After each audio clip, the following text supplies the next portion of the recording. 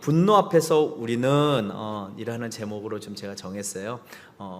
제가 이 말씀을 전하면서 좀 준비하면서 이번 주에 무슨 일이 있었냐면은 제가 이제 아이들에게 이렇게 음식 같은 걸 이렇게 잘해줘요. 그래서 열심히 막 마르다처럼 열심히 음식을 하다가 지금 막내 아들에게 좀 심부름을 시켰죠. 좀 여기를 좀 정리하고 치우라고 이렇게 시켰는데 치우는 모습이 제가 좀 마음에 안 들었나 봐요. 그래서 평소에 쌓였었던 것이 이렇게 말로 툭 튀어나온 거예요. 튀어나오면서 하는 말이, 내가 아들한테 야, 좀 생각 좀 하고 좀 해라, 생각 좀 하고 행동해라 이렇게 했더니 얘가 눈이 동그래지더니 저한테 삐졌대요. 상처받았다고 하는 거예요. 그래서 아이고야, 내가 말을 갖다가 좀 함부로 했구나라는 생각을 이렇게 들었는데, 평소에 이제 제가 좀 말실수를 하거나 뭐 이렇게 하다 보면 자녀들이 그래요. 아니, 아빠는 목사가 왜 그런 말을? 목사가 왜 그렇게 막 이렇게 해요? 그래서 자녀들이 항상 바로미터처럼, 내가 목사구나, 내가 목사로서 이렇게 좀 언행에 조심해야 되겠구나 라는 것을 꼭 이렇게 지적을 합니다. 제가 이번 주에 이렇게 실수를 했었던 것이, 평소에 이렇게 담아두었던 것이 그냥 부시간에 이렇게 나온 것 같아요. 그러니까 이것이 좀 나쁜 감정이 나쁘다라기보다는 제가 가지고 있는 좀 감정이었었던 거죠. 어떤 화가 이렇게 있었던 거죠. 그러니까 이 사춘기에 접어든 자녀들을 둔 부모님들은 다 이해하실 거예요.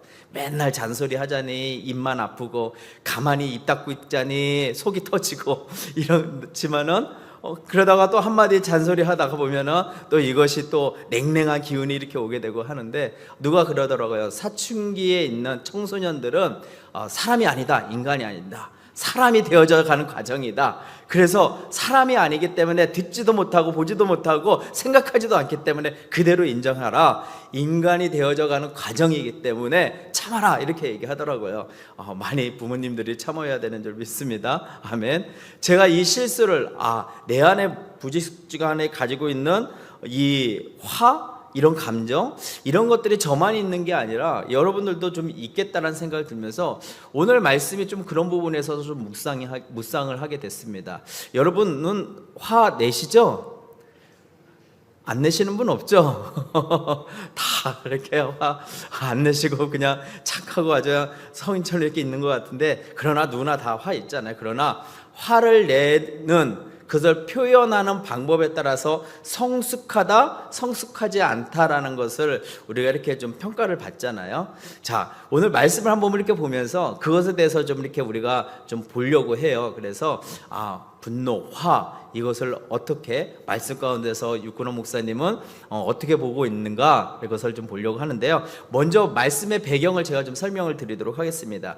우리가 지난주에 이제 역대하 10장을 이렇게 보게 돼요. 역대하 10장 전까지만 해도 이제 다윗과 솔로몬의 통일 왕국 시대가 이제 마무리가 되는 시기인 것입니다. 그리고 솔로몬이 죽고서는 그의 아들 르호보암이 왕이 돼요. 근데 지난주에도 말씀드렸지만은 이스라엘은 12지파의 연합 공동체입니다. 각 지파별로 그래도 연합하여서 이 나라를, 물론 왕이 있지만은 그 지파가 가지고 있는 어떤 지분이 있는 것이죠. 그래서 르호보암이 지금 세겜으로 지난주에 이렇게 간 겁니다. 가니까 북이스라엘이라고 할 수 있는 10개 지파가 지금 르호보암을 보러 온 거죠. 여로보암, 솔로몬 때 잠시 이제 바른 말만 하다가 솔로몬에게 밉보여 갖고서는 이제 애굽으로 잠깐 피신했다가 솔로몬이 죽으니까 여로보암이 다시 와서 여로보암에 좀 입지가 있는 거예요. 그래서 여로보암과 10개 지파 사람들이 세겜으로 온 겁니다.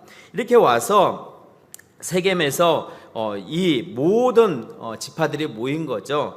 그런데 여로보암을 중심으로 한 북부 지파 사람들이 르호보암에게 다음과 같은 제안을 하는 거예요. 지금까지 수많은 이 건축과 공사 솔로몬 시대에 했는데 그로 인해서 많은 백성들이 그 멍에로 인해서 너무 무거웠고 이제는 그 멍에를 좀 가볍게 해달라고 한 거죠. 그래서 르호보암이 그것을 듣고서는 3일만 좀 시간을 달라, 좀 내가 좀 생각해보고 우리 신하들하고 좀 그것을 좀 의논해보겠다 한 거예요. 그래서 3일 시간 별미로 해서 와서 솔로몬을 섬겼던 원로들하고 얘기들 나누고 또 자기와 함께 자랐던 젊은 신하들과 함께 의논을 하게 된 거죠.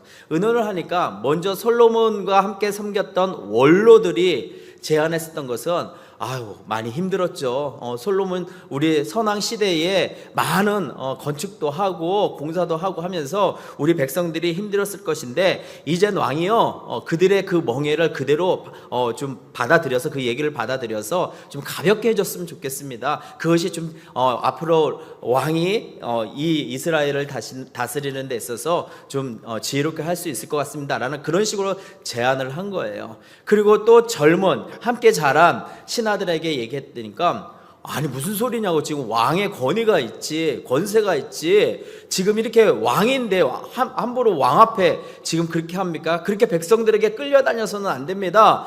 지금 왕의 지존답게 지금 강하게 해야 됩니다. 그러니까 저들에게 그냥 좋게 하는 것이 아니라 좀 더 왕의 권세로 그들을 좀 강압하면은 백성들이 잘 왕의 말을 들을 겁니다. 그런 식으로 조언을 한 거죠. 그러니까 르호보암이 그것을 들어보니까 힘으로 눌러야 한다라는 젊은 그런 이 신하들의 그런 의견이 좀 마음에 와닿았던 것이죠. 그렇게 판단을 한 거예요.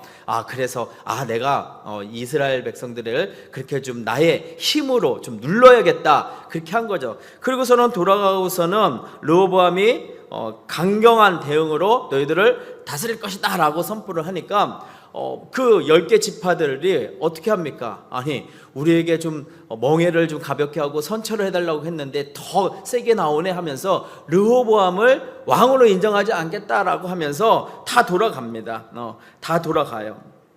그러고 나니까 르호보암이 보니까 이 북쪽에 있는 10개 지파가 심상치가 않은 거예요. 뭔가 좀 일을 이렇게 좀 반란을 이렇게 일으킬 것 같은 그런 생각이 든 거죠. 그래서 이 노동의 감독관인 그 하도람을 갖다가 그 북이스라엘로 보냅니다. 그런데 이 하도람은 르호보암이 보냈다라는 것을 알고서는 이스라엘 백성들이 그 돌로 쳐서 죽이게 되는 것이죠.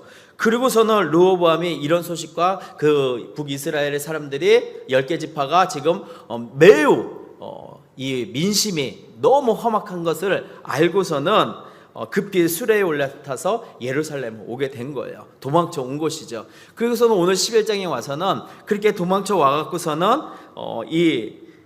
북 10개 지파에 대해서 가만히 안 두겠다, 그런 마음을 든 거죠. 그래서 이 10개 지파를 무력으로 회복하기 위해서 베냐민 지파하고서는 용병을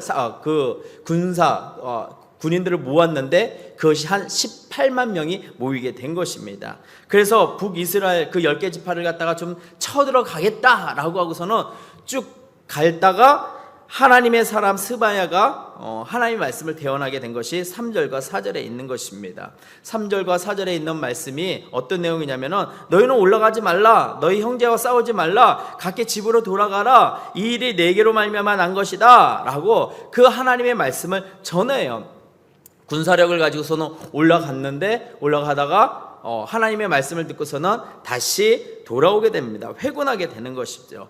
그리고 나서 르호보암은 예루살렘의 자리를 잡고서는 이 예루살렘 주변에 있는 유다 지방에 있는 이 성읍들을 요새로 만드는 거예요. 강한 요새로 만드는 것입니다. 그래서 5절에 보면은 유다 땅에 방비하는 성읍들을 건축한다라고 했어요.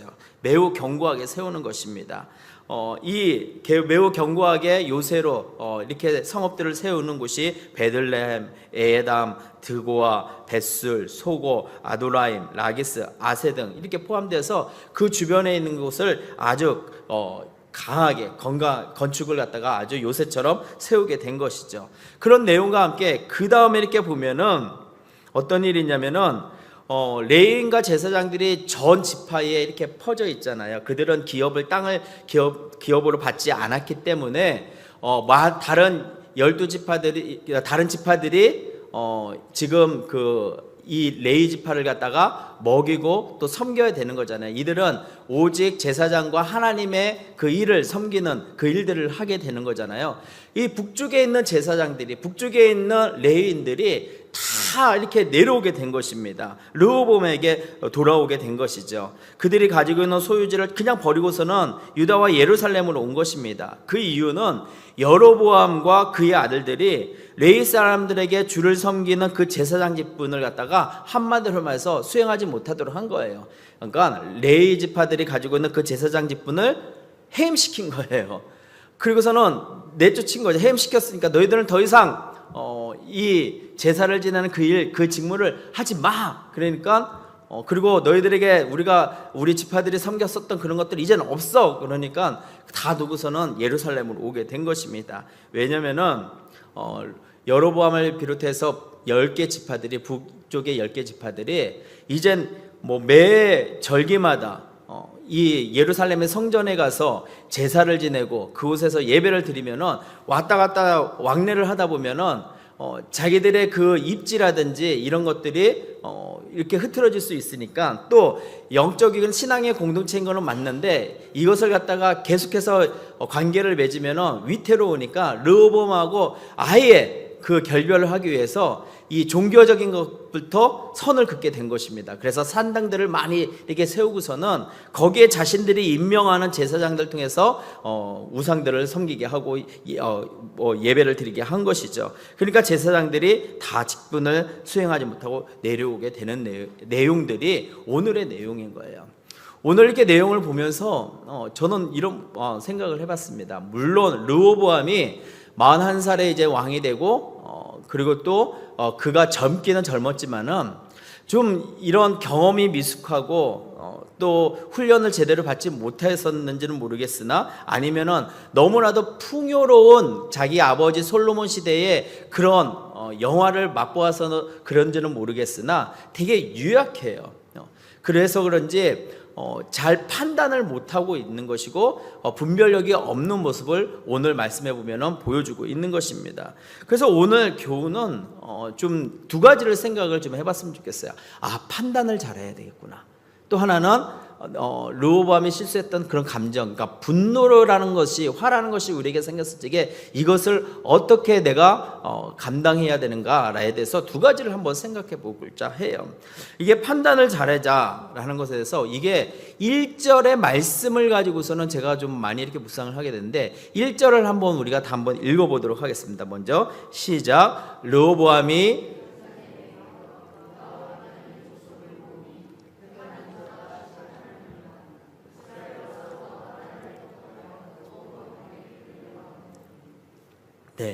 이 말씀을 보면은 좀 제가 드리고자 하는 판단을 잘못한 거, 그리고 또 감정, 그 화가 있는 거, 이것에 대해서 좀 이렇게 보여지는 것들이 있습니다. 이 보면은 앞서서 이렇게 말씀드렸지만은 르호보암이 이스라엘 백성의 왕으로서 이렇게 있어야 되는데 10개 지파들이 반대를 했단 말이에요. 반대를 하고 그 10개 지파들이 르호보암을 향해서 이 왕이 될 자격이 없다라고 이렇게 지금 평가를 한 거 아니겠습니까? 그러니까 그 상황을 보고서는 르호보암은 화가 날 수밖에 없는 것이죠. 왜? 내가 지금 누군데? 내가 지금 솔로몬의 아들이고, 아니 다윗의 손자인데 감히 나에게 있어서 지금 왕의 자격이 없다고? 내가 지금 내 전통기, 내 혈통이 지금 이렇게 있는데 왕으로 지금 나를 갖다가 인정하지 않다고? 아니 내가 이거 가만히 두지 않겠다. 내가 좀 더 내 힘으로 이 철권 통치로 어디 한번 왕의 그 힘의 맛을 갖다가 좀 백성들 너희들에게 좀 10개 지파 너희들에게 좀 내가 보여주겠다. 이런 마음이 지금 가지고 있는 거예요. 그렇기 때문에 지금 예루살렘으로 쫓기듯이 와갖고서는 지금 유다와 베냐민 족속을 모았다라는 것이 그런 의미인 것이죠. 왜 모읍니까? 그냥 인정하고서는 아이고 내가 그렇구나, 아유 저들이 나를 갖다가 인정하지 않는구나 하고서는 그냥 받아들이는 것도 아니라 화가 났으니까 가만히 안 두겠다 하고서는 지금 이 용사들을 18만 명이나 모으게 된 거예요. 그가 택한 용사들 18만 명을 모으게 된 것입니다. 이 18만 명, 뭐 군대가 있으니까 병력이 있으니까 뭐 전쟁을 치르겠구나 이렇게 생각을 할 수 있는데 숫자적인 의미로 생각해 보면은 이것이 단번에 판이 그렇게 될 만한 것이 아니다라는 것을 판단할 수 있는 것입니다. 왜냐하면은 다윗이 인고조사 했을 적에 그 할아버지 다윗이 인고조사 했을 적에 대부분 그 이스라엘의 군인으로서 전쟁에 나갈 수 있는 남자만 130만 명이에요. 근데 130만 명에 있어서 18만 명이라는 것은 그렇게 많은 게 아니라 적은 숫자잖아요. 그리고 숫자적으로 보면은 10개 지파 대 2개 지파이란 말이죠. 어떻게 싸워요? 숫자로도 이렇게 대등하지도 않는데. 그렇기 때문에 매우 적은 숫자인데 그럼에도 불구하고 르호보암이 왜 이렇게 싸우려고 하고 있는가라는 것은 다른 게 아니에요. 자존심이 상했기 때문인 거예요. 왜 대부분 사람들이 화가 나는 이유가 뭐냐면은 나를 나대로 내가 생각한 대로 나를 갖다가 나만큼 인정하지 않고 나를 갖다가 업신여긴다라고 느끼기 때문에 화가 나는 거예요. 르호보암은 그런 거예요. 나는 왕인데 나에게 있어서 왜 나를 갖다가 이렇게 취급하고 있는 거야? 무슨 근거로 나한테 이렇게 덤벼? 이런 마음을 가지는 거죠. 내가 가만히 안 두겠다. 힘으로 완력을 하려고 하는 것이죠. 그러면서 이 르호보암이 어떤 생각을 합니까? 이스라엘과 싸워서 나라를 회복하여 르호보암에게 돌리려 하더니 이 말씀에서 한번 보면은 정말 르호보암이 판단을 못하고 있구나라는 것을 볼 수가 있는 것입니다. 왜냐하면 르호보암의 생각은 지금 이 나라가 회복되어야 된다. 옛날에 그 솔로몬 시대에 있었던 그런 나라가 아니고 이거는 정말 잘못돼도 잘못됐고 백성들이 잘못 생각해도 잘못했고 이 나라가 정상적으로 지금 돌아가는 것이 아니라 나를 왕으로도 인정하지 않는 이런 나라가 어떻게 나라라고 볼 수가 있어? 안 되겠다. 내가 내 힘으로 갖다가 더 압제하고 더 억압해야 되겠다. 아니 지금 나의 사신까지 죽인 저 10개 지파에 대해서 내가 이 힘으로 갖다가 눌러야 되겠다 하고서는 모은 게 18만 명이라는 거예요. 그리고서는 생각하는 게 뭐냐면 이 전쟁에서 이스라엘과 싸워갖고서는 이 나라를 회복하는 것이 나에게 돌아오는 것이다 라고 생각하는 것. 이 르호보암에게 돌리려 하더니 라는 것이 뭐냐면은 내 생각이 맞아, 내 판단이 맞아, 그것이 회복이야 이 말이라는 거예요. 이것이 저는 좀 어리석은 생각이다 라고 보는 거예요. 분별 없는 생각이다 라고 볼 수 있는 거예요. 왜냐하면 지금 이스라엘은 어떤 국가입니까? 신정 국가예요. 하나님이 통치하는 국가예요. 르호보암이 왕이긴 왕이지만은 르호보암은 하나님이 통치하는 것을 보여주는 그런 하나님의 대리자에 불과한 것이죠. 그래서 다윗을, 그래서 솔로몬을 그렇게 하나님께서 세우셨고 그의 아들 르호보암도 마찬가지로 그런 하나님이 왕이십니다, 이스라엘의 왕이십니다라는 그런 고백 가운데 있어서 해야 되는데 지금 내가 왕인데 내 나라인데 내 생각이 맞는데 이런 생각에 사로잡혀 있는 거죠. 그렇기 때문에 이 르호보암은 지금 자기에게로 내 생각대로 돌아가는 것이 이 진정한 이스라엘의 회복이다라고 생각했기 때문에 그렇게 지금 1절에서만 보면은 분별력 없는 구별 없는 모습을 보고 있는 거예요. 이 모습은 자칫 우리의 모습과도 동일하게 있는 것을 저는 좀 보게 됩니다. 왜 우리나라는 특히 이 당과 당 그리고 또 이념이 서로 신념이 다른 그런 가운데 있어서 너무 치열하게 싸우잖아요. 지역도 치열하게 싸우잖아요. 인정하지를 않고 있습니다. 그런 이유에 깔려 있는 것은 뭐냐면은 아니 우리 생각대로 나라를 운영하면은 나라는 회복되고 강성해져. 서로 각자 똑같은 생각은 그렇게 하는데 방법이 다른 거예요. 인정하지도 않는 거예요. 그러니까 진영 대 진영으로 서로 싸우게 되는 것이죠. 참 안타까운 우리 나라의 좀 현실 그런 모습을 좀 보게 됩니다. 그러나 또 그 나라는 그렇다 치더라도 우리 신앙인의 모습도 또 어떠냐? 우리가 자칫 우리가 악한 사타마귀에게 속아 넘어갈 수 있는 것은 뭐냐면은 늘 내 생각이 옳다라고 여겨지는 그런 착각이라는 거죠. 내 의견대로 하나님의 말씀을 빙자 삼아서 나의 뜻대로 돌아오는 것, 나에게로 회복되는 것, 이것이 진정한 회복이라고 믿는 것이죠. 다른 사람의 의견이 나와 다를 적에 내 의견대로 되는 것이 회복이야, 내 생각대로 내 의견대로 이것들이 되면 잘 될 거야 라고 착각하고 있는 것입니다. 흔히들 그렇게 생각해요. 이것이 어떤 맹점이냐면은 자기중심적인 거잖아요.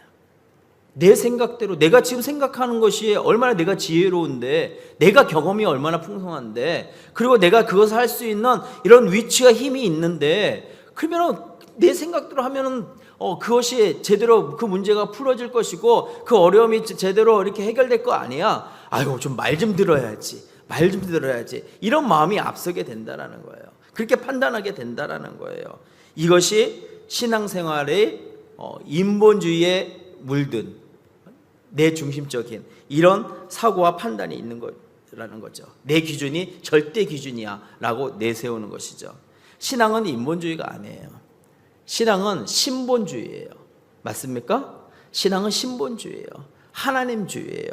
그래서 내 생각에 맞느냐가 아니라 하나님의 뜻이 무엇이냐를 발견하고 찾고 기준으로 삼는 것이 바로 신본주의, 신앙이에요. 믿음이라는 거예요. 어떤 상황에서도 내 생각이 중요한 것이 아니라 하나님의 뜻이 무엇인가를 찾고 그 찾는 대로 순종하는 것이 믿음인 것이고 신앙생활이라는 거예요. 내 생각이 뭐가 중요해요? 내 생각이 중요하지 않다라는 거예요. 내 생각에 뭐가 옳아요? 내 생각이 옳지 않다라는 거예요. 오직 하나님만이 진리라는 거예요. 그래서 우리가 더욱더 겸손해야 되는 것은, 교만하지 않고 겸손해야 되는 것은 내 자랑을 내세우고 내 경험을 내세워갖고 내 지혜와 내 방법으로 군림하는 것이 아니라 늘 겸손하게 낮아져서 내 생각을 낮추고 하나님의 뜻을 구하는 그런 성도가 되어야 되는 줄 믿습니다. 아멘. 그래서 로마서 12장 2절에 뭐라고 했습니까? 다시 우리 이것을 한번 읽어볼까요? 시작. 너희는 이 세대를 본받지 말고 오직 마음을 새롭게 함으로 변화를 받아 하나님의 선하시고 기뻐하시고 온전한 뜻이 무엇을 분별하도록 하라. 사도 바울이 우리에게 권면하고 있는 것이 뭐냐면은 이 세대를 본받지 말라는 거예요. 이 세대의 사조들, 이 세대의 이념들, 이 세대의 사상들, 이 세대의 어떤 정치 논리들, 그것에 휩쓸려서 우리가 가치 판단을 두고 살아가는 것들이 아니라 오직 마음을 새롭게 한다는 것은 성령께서, 하나님께서 주시는 그 마음으로 우리가 새롭게 변화를 받아서 하나님의 선하시고 하나님의 기뻐하시고 하나님의 온전하신 뜻이 무엇인지를 분별하며 하나님의 뜻 가운데 믿음으로 살아가라고 그렇게 권면하고 있는 것입니다. 예수님은 뭐라고 하셨어요? 예수님은 요한복음 7장 17절 이렇게 말씀합니다. 시작. 사람이 하나님의 뜻을 행하려 하면 이 교훈이 하나님께로 왔는지 내가 스스로 말미암은지 알리라. 하나님께 나왔는지 아니면 내가 스스로 생각한 것인지를 분별하라고 하는 것입니다. 그래서 오늘의 그런 분별하는 기준, 원칙, 원리, 이것을 첫 번째로 여러분들에게 좀 네 가지를 좀 말씀을 드리려고 해요. 첫 번째는 판단을 잘하자, 분별을 잘하자, 결정을 잘하자의 기준 가운데 있어서 이 일일이 내가 결정함에 있어서 하나님의 영광이 되는가를 먼저 우선순위로 둬야 된다는 거예요. 하나님의 영광이 되는 일인가, 하나님의 영광이 되는 판단인가 라는 것을 두는 거죠. 왜냐? 고린도전서 10장 31절에는 분명히 이렇게 말하고 있습니다. 다 함께 읽어보겠습니다. 시작. 그런즉 너희가 먹든지 마시든지 무엇을 하든지 다 하나님의 영광을 위하여 하라. 우리는 하나님의 영광을 위해서 지음받은 피조물인 거예요. 그러니까 모든 결과는 귀결되어지는 것은 하나님의 영광을 위해서 나타내줘야 되는 거예요. 그래서 우리의 생각은 어떤 판단 기준에 있어서 이것이 하나님의 영광을 드러나는 것인가? 이것이 기준이 되어야 되는 줄 믿습니다.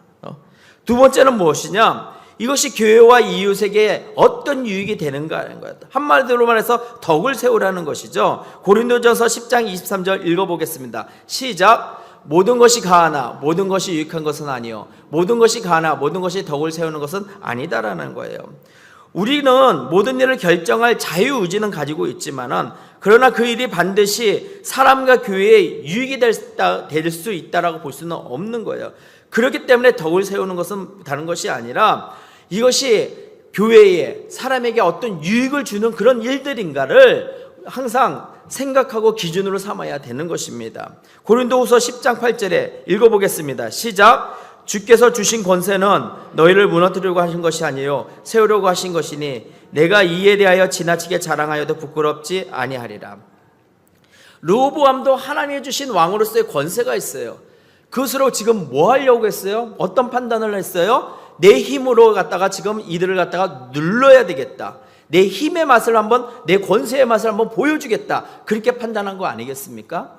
우리가 잘못 판단하는 건 뭐냐면은 크고 작은 우리의 권세가 있어요. 하다못해 집에서도 아버지 어머니로서의 권세가 있어요. 이런 힘들을 가지고서는 내 삶의 자리에서 그것을 가지고서는 사람을 살리는 것이 아니라 사람을 죽이는 힘으로 그것을 사용해서는 안 된다는 것입니다. 영적인 공동체 안에서도 마찬가지인 거예요. 이것이 사람을 살리고 서로에게 유익이 되는 그런 일들인가 라는 것에 대해서 내가 지금 하고 있는 이것이 그런 기준으로서 생각하고 그런 기준으로서 판단하고 구별할 줄 알아야 되는 줄 믿습니다.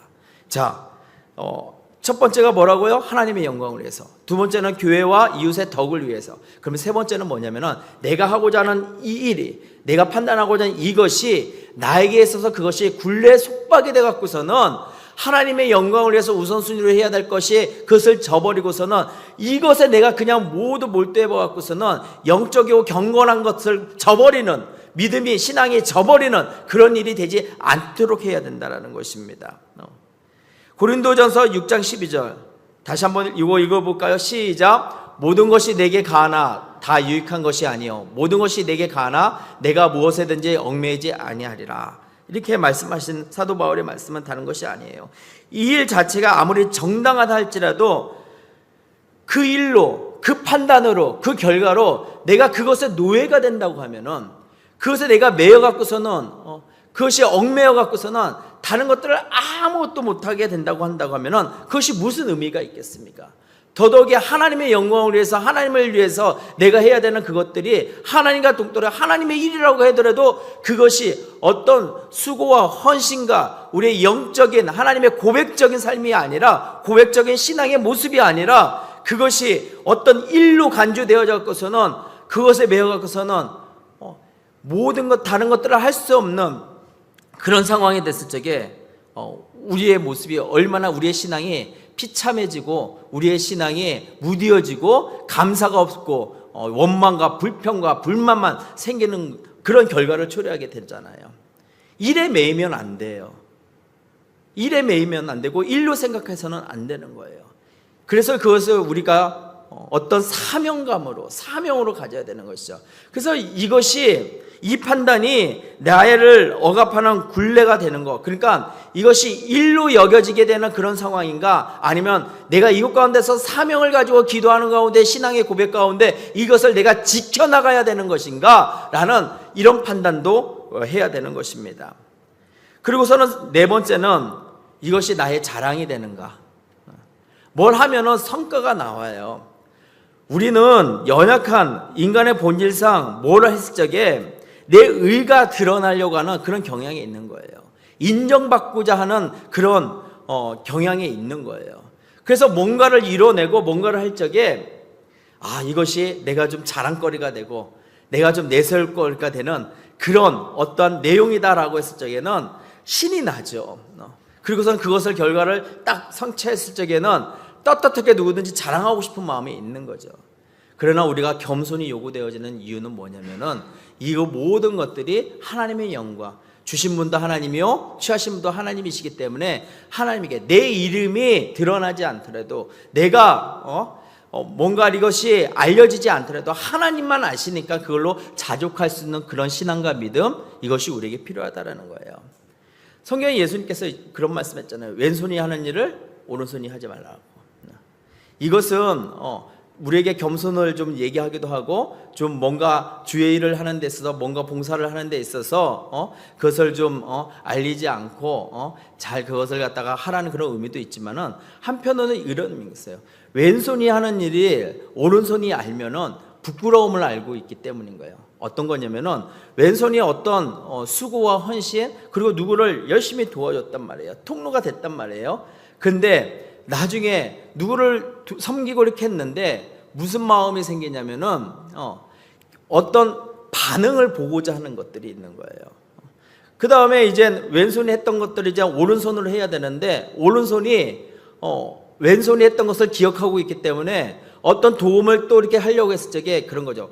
그래, 그때 내가 왼손으로 이렇게 도와줬을 적에 나에게 했던 반응이 좀 날 불편하게 했잖아. 감사함도 없고 그리고 나를 그 태도가 뭐야? 그 생각이 뭐야? 아, 저런 사람을 내가 또 도와줘야 돼? 오른손이 그것을 기억한다라는 거예요. 그래서 왼손이 하는 일을 오른손이 알지 못하게 한다는 건 뭐냐면은 도와줬으면 흘러갔으면 그것을 끝내버려야 된다는 거예요. 생각하지 말라는 거예요. 계산하지 말라는 거예요. 나에게 돌아올 것을 계산해 갖고서는 내 반응이 분명히 내가 계산되어지는 대로 이렇게 줘야 해야 되는데 그걸 생각하지 말라는 거예요. 나중에 보니까 왼손이 하는 일을 오른손이 알았는데 부끄러움으로 오는 거예요. 신앙의 양심의 가운데 아이고야 내가 괜히 죄를 지었네, 괜히 그 사람을 미워했네, 괜히 그 사람을 정죄했네, 이런 마음으로 돌아오지 않도록 하라는 거예요. 그러니까 자신을 자랑하는 그런 모든 일들 그것이 아니라 모든 거는 첫 번째가 하나님의 영광이기 때문에 하나님이 허락하신 것들을 하나님 앞에 순종했을 때 그냥 흘러보낼 줄 아는 그런 겸손한 마음이 우리에게 필요하다라는 것입니다. 그래서 요한복음 요한일서 2장 15절 16절 한번 읽어볼까요? 이 말씀 시작. 이 세상이나 세상에 있는 것들을 사랑하지 말라. 누구든지 세상을 사랑하면 아버지의 사랑이 그 안에 있지 아니하니 이는 세상에 있는 모든 것이 육신의 정욕과 안목의 정욕과 이생의 자랑이니 다 아버지께로 온 것이 아니요 세상으로부터 온 것이니라. 자랑하려는 건 세상에 자랑하려고 하는 것이잖아요. 그리고 세상 가운데 온 것들을 다 똑같이 보여지는 것들에 내가 좀 더 잘났네라는 것을 자랑하고 싶은 마음이 있는 거잖아요. 그것을 버리라는 거예요. 오직 모든 영광은 누구께? 하나님께. 그래서 때로는 흘러보내고 때로는 주님만 아시지 않습니까? 라는 자족하고 감사할 줄 아는 그런 마음 가운데 우리 신앙과 우리의 믿음이 있는 저와 여러분 되실 주님의 이름으로 축원합니다. 르호보암이 좀 더 그런 부분에 있어서 자기의 생각, 자기가 맞다라는 그런 것을 좀 내려놓고 겸손한 가운데 있었으면은 얼마나 좋았을까요? 그렇지 않으니까 이렇게 남과 북이 결과적으로는 분열이 되고 어렵게 되는 그런 꼴을 보게 된 거 아니겠습니까? 더 나가서는 무엇이냐? 앞서서 말씀드렸지만은 18만 대 130만 군대 그리고 두 개 지파 유다와 베냐민 지파와 나머지 10개 지파 이게 싸움의 그 숫자적으로도 대적이 안 되잖아요. 그 안에는 르호보암에게 있어서 나를 왕으로 인정하지 않아 내 자존심이 상한 그것에 대한 분노, 화가 있는 거예요. 여러분 누구나 화가 있어요. 화가 있을 수 있어요. 화가 있는 것이 나쁜 것은 아니에요. 우리에게 있는 감정인 거예요. 그러나 그것이 긍정적인 감정과 부정적인 감정으로 나누어져 있는 것인데 우리가 모든 것들이 그런 감정에 뒤섞인 가운데 있어서 우리의 인성이, 인격이, 성품이, 성격이 형성되어지는 거 아니겠습니까? 근데 이것을 갖다가 이 화를 갖다가 표출되어지는 거, 말과 행동으로 표출되어지는 것들이 뭐냐면은 그것을 분노라고 하는 거예요. 분노라고 하는 거예요. 그래서 화가 표출되어지는 것이 분노예요. 그래서 우리가 잘못된 그런 화를 다스리지 못하고 감정을 추스리지 못하고 이런 것들을 하지 못했을 적에 나타나는 실수라는 것들이 있을 수 있다는 거예요. 오늘 마지막으로 좀 그것을 한번 좀 보려고 합니다. 이 에베소서 4장 26절에 보면은 이런 말씀을 했어요. 분을 내어도 죄를 짓지 말며 해가 지도록 분을 품지 말고라고 이런 말씀을 했어요. 이 품는다라는 게 뭐예요? 품는다라는 것은 다른 것이 아니라 가슴에 꼭 간직한다라는 그런 뜻 아니겠습니까? 그래서 우리가 이 오늘 분노의 감정 앞에 우리가 어떻게 해야 되는가에 있어서 먼저 우리가 추스려야 되는 것은 이런 분노를 품지 말아야 되겠다라는 첫 번째가 분노를 품지 말자 이것입니다. 이 달걀을 품으면은 그 달걀이 품어서 뭐가 나와요? 병아리가 나오잖아요. 근데 이 가슴에 독사를 품으면은 그 알이 뭐가 나오겠어요? 뱀이 나오는 거예요. 여러분의 화를 갖다가 그것을 품으면 분노를 갖다가 계속 품고 있으면은 우리에게 뭐가 나오겠어요? 범죄함이 나오는 거예요. 분함이 범죄함이 나오는 거예요. 창세기에 보면은 우리가 이 분노 때문에 범죄하고 그리고 징계를 받은 가인에 대한 이야기가 나옵니다. 창세기 4장 6절에서 7절에 보면은 이렇게 있어요. 여호와께서 가인에게 이르시되 내가 분하여 하면 어찌 됨이며 안색이 변하면 어찌 됨이냐. 내가 선을 행하면 어찌 낯을 들지 못하겠느냐. 선을 행하지 아니하면 제가 문 앞에 엎드려 있느니라. 제가 너를 원하나 너는 죄를 다스릴지니라. 하나님께서 자기 동생 그 아벨을 죽인 가인에게 있어서 하나님께서 이렇게 얘기하고 있는 거예요. 너가 분하여 하면 어찌 됨이냐. 안색이 변하면 어찌 됨이냐. 여러분 그런 사람이 있어요. 나는 화낼 줄 몰라. 화내지 않아. 이런 분들이 있어요. 말은 그렇게 하더라도 표현은 그렇게 하더라도 얼굴에 다 보이잖아요. 화났는지 안 했는지. 저는 못 숙여요. 저는 제 감정이 얼굴에 다 나와요. 좋고 싫음에 화나면 오는 게 다 나와요. 그래서 특별히 저는 조심해야 돼요. 그래서 우리 자녀들이 목사님이 왜 그래요 아빠 이렇게 얘기를 하는데 저는 못 숨겨요. 어쨌거나 가인도 마찬가지죠. 분하였기 때문에 안색이 변한다는 거예요. 화를 품으면은 우리의 안색이 변하는 거예요, 여러분. 우리의 얼굴이 변하는 거예요. 그러면 안 되는 거죠. 그래서 이 첫 번째 분노를 품지 말자. 분노를 품으면은 얼굴도 변하게 되는 것이고 우리의 행동도 변하게 되는 것이죠.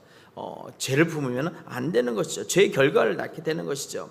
또 화가 있으면은 어떻게 됩니까? 우리가 팬데믹 때 그런 결과들이 많이 있어요.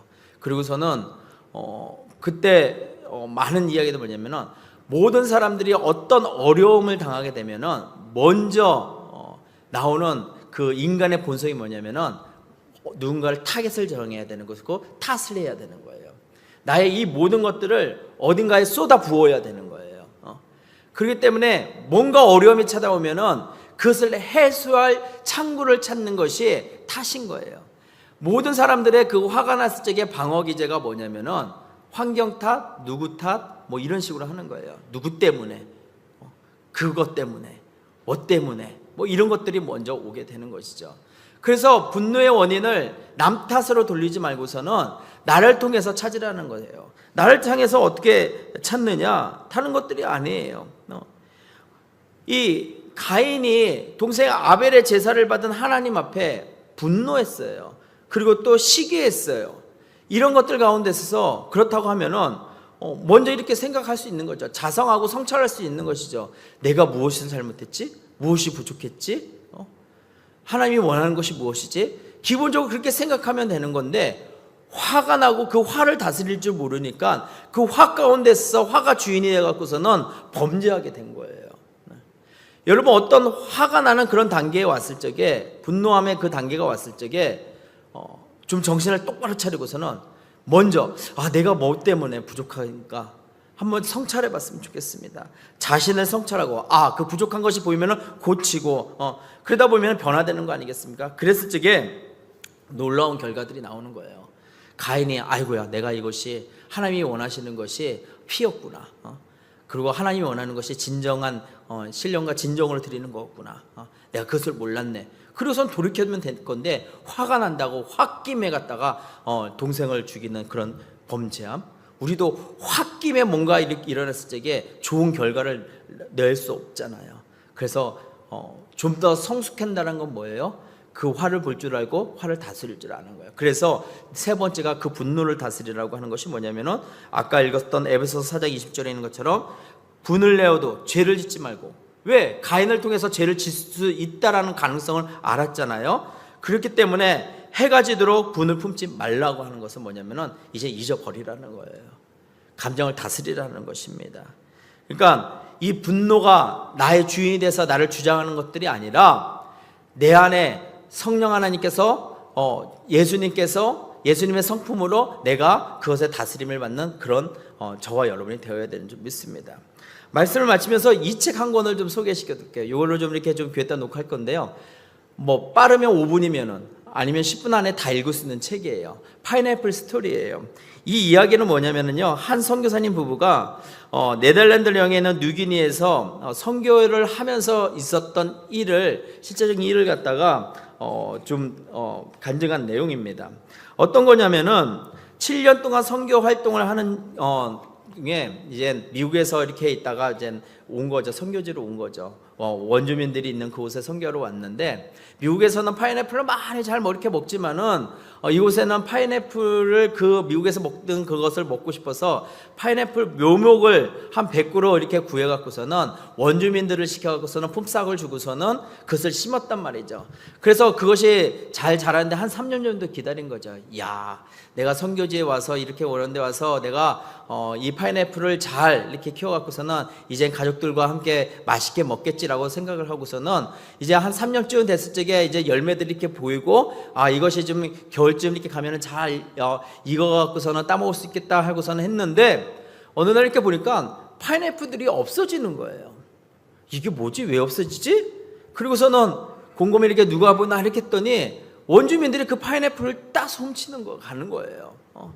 그래서 하루는 그 파인애플 훔쳐가는 원주민을 잡았죠. 잡아서 봤더니 자기가 묘목을 주고 그거 심게 했던 그런 그자였어요. 아니, 이 파인애플이 내가 품삯을 주고서 이렇게 심게 했는데 왜 그것을 따먹느냐, 그것을 내 건데 왜 먹느냐 그랬더니 이 원주민들이 얘기한 거예요. 뭐라고 하냐면은 이것은 내 거다, 내가 심었다. 그러니까 이 사람들의 생각은 내가 심은 이 열매, 내가 심은 이 나무는 내 거다, 내가 쑥으로 심었으니까. 이 법칙인 것이죠. 무슨 그런 법칙이 어디 있느냐, 내가 품삯도 주고 내가 했기 때문에 더 이상 먹지 말겠다. 그래도 계속 따먹는 거야.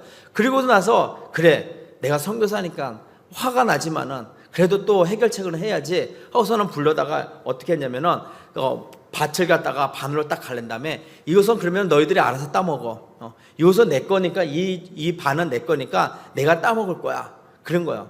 그리고서는 돌려보냈어요. 그랬더니 또 내 것까지도 파인애플을 다 따먹는 거예요. 아니, 이거는 내 거고 이건 너 거라고 하지 않느냐 그랬더니 아니다, 이건 다 우리 거다, 내가 심었다, 그렇게 한 거죠.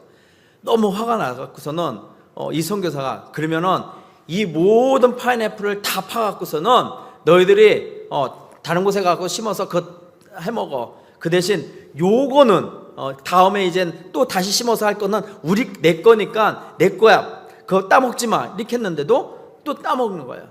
그러니까 너무 화가 나갖고서는 어떻게든 이 파인애플을 사수하기 위해서 이 원주민들을 위해서 선교를 하기 위해서 이 치료하기 위한 그 병원문도 닫으면서 협박도 해보고, 또 주변에 개들을 풀어나가고서는 못 먹게도 해보고 이렇게 했지만은 다 소용이 없는 거예요. 왜냐하면 원주민들이 가지고 있는 그 소유의 개념하고 상식이 지금 선교사님하고 다르기 때문인 것이죠.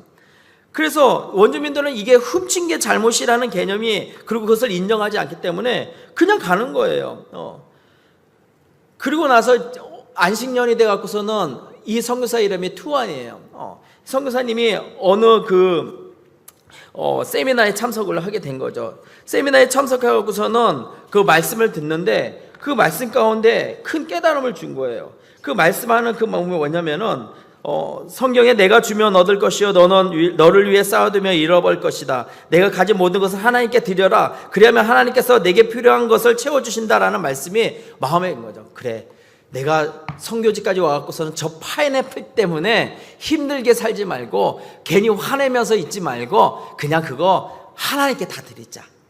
내가 이 원주민에게도 줘봤지만은 그것도 안 되고 그러니까 하나님께 다 드리자, 이렇게 하고 하나님께 드리겠다라고 기도하고 돌아와서 이 파인애플 나무를 보면서 하나님 보시죠? 저 파인애플 보이시죠? 이 열매를 먹으려고 지금까지 내가 싸웠는데 이제 내 것이라고 주장하며 내 권리를 내세웠는데 이 모든 것이 잘못된 것을 이제 깨닫습니다.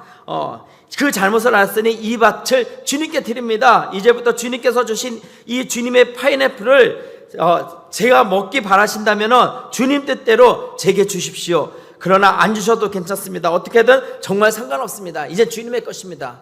이렇게 고백을 한 거죠. 그렇게 고백을 하나님께 드리고 나니까 그래도 뭐 여전히 원주민들은 이 파인애플을 훔쳐간 거죠. 근데 놀랍게 이 선교사님이 달라진 거예요. 하나님께 드리니까 표정이 달라지고 마음이 달라진 거죠. 그 전에 화가 막 있었는데 화가 사라진 거죠. 화가 사라지니까 표정이 다르니까 그리고 또 원주민들이 이 파인애플을 따는데도 말똥말똥 화내지 않고서는 이 선교사님이 이렇게 있는 거죠. 그러니까 이 파인애플 따러 갔던 이 원주민들이 이 선교사님한테 가고서는 그런가 투한 왜 그래 뭐 이렇게 하는 거죠. 아니 왜 이제 화를 안 내는 거야? 이렇게 하는 거죠. 그러니까 이 선교사님이 그런 거죠. 이거 이제 내 거 아니야. 이거 이제 하나님 거야. 그렇게 하는 거죠. 그러니까 뭐 하나님 거라고? 이렇게 하면서 이 원주민들이 투안이 이 파인애플 밭을 하나님께 드렸대. 투안이 믿는 그 하나님이라는 사람한테, 하나님이라는 신한테 드렸대. 그렇게 한 거예요. 그러면서 이런 얘기들이 이렇게 막 하니까 뭐 이 원주민들이 그런 거예요. 와서 투안에게, 이 선교사님한테 안돼 이거 하나님한테 드리면 안돼. 이거 투안 그대로 가져. 그거 하나님께 주면 안돼. 막 그렇게 한 거예요. 그래야 우리가 따먹지 뭐 이런 식으로 얘기를 한 거죠. 그러니까 이 선교사님이 그러는 거예요. 아니야 그 밭은 하나님 거야. 이젠 내 거 아니야. 하나님이 먹으라고 하면 먹고 주시면 먹을 거고 안 줘도 안 먹어도 돼. 너희들 알아서 해. 그러니까 이 원주민들이 하나님은 두려워해갖고서는, 하나님 무서워갖고서는 그 다음부터 따먹지를 안 했다는 거예요.